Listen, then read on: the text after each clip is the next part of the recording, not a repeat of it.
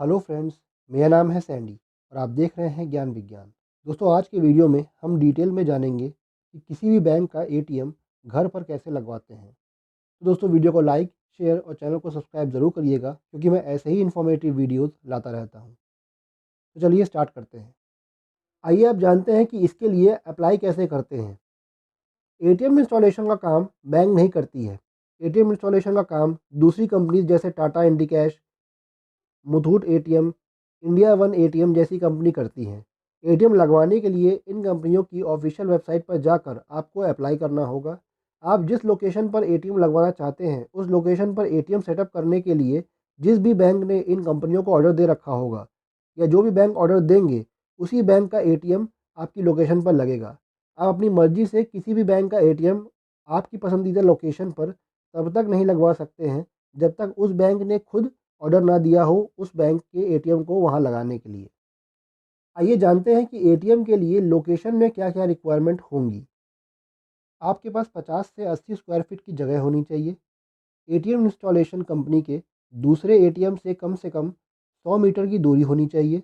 ATM machine जिस जगह install किया जाना है वो खुली जगह होनी चाहिए।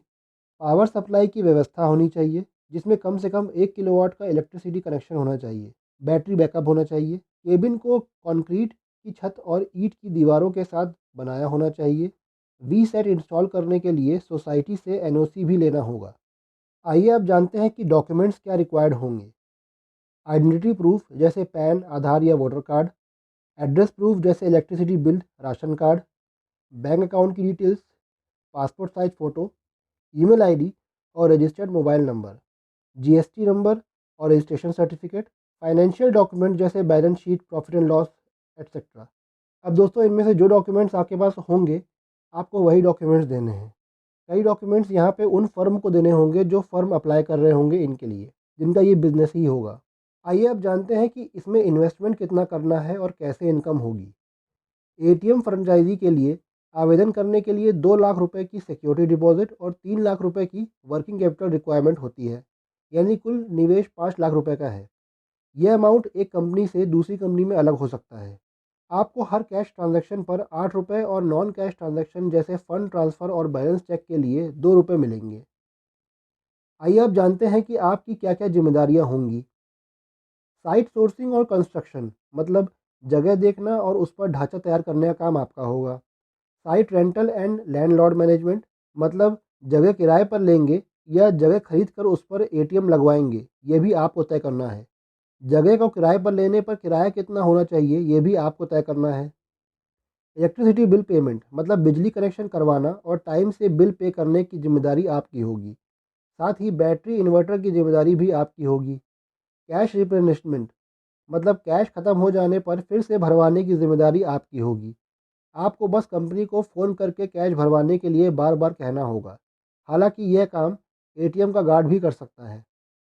First line repair and maintenance of ATM, मतलब रूटीन सपोर्ट, कंज्यूमेबल्स जैसे पेपर और इंक का इंतजाम करना, छोटी मोटी दिक्कतें जैसे करेंसी या पेपर जाम होना उसे देखना, रिपोर्ट करने की जिम्मेदारी आपकी होगी। अब keep and general maintenance as per quality guidelines, मतलब गार्ड का इंतजाम करना, उसकी सैलरी आपको देखनी होगी। निर्माण का मेंटेनेंस और बैंक गाइडलाइन के मुताबिक सब व्यवस्था करना होगा। आइए अब जानते हैं कि कंपनी की क्या क्या जिम्मेदारियां होंगी।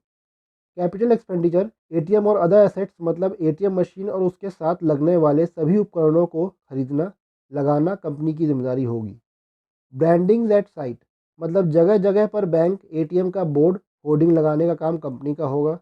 असेट एएमसी, मतलब एटीएम मशीन और उसके साथ लगने वाले सभी उपकरणों का हर साल का एनुअल मेंटेनेंस कॉन्ट्रैक्ट होगा, जो एटीएम मशीन बनाने वाली कंपनी के साथ होगा।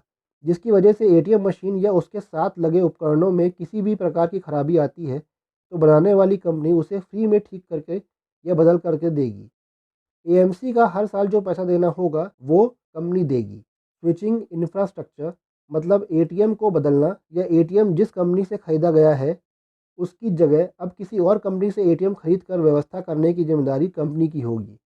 ट्रांजैक्शन रिकन्सिलिएशन, मतलब कौन कौन से कितने ट्रांजैक्शन हुए हैं इसका मिलान करने की जिम्मेदारी कंपनी की होगी।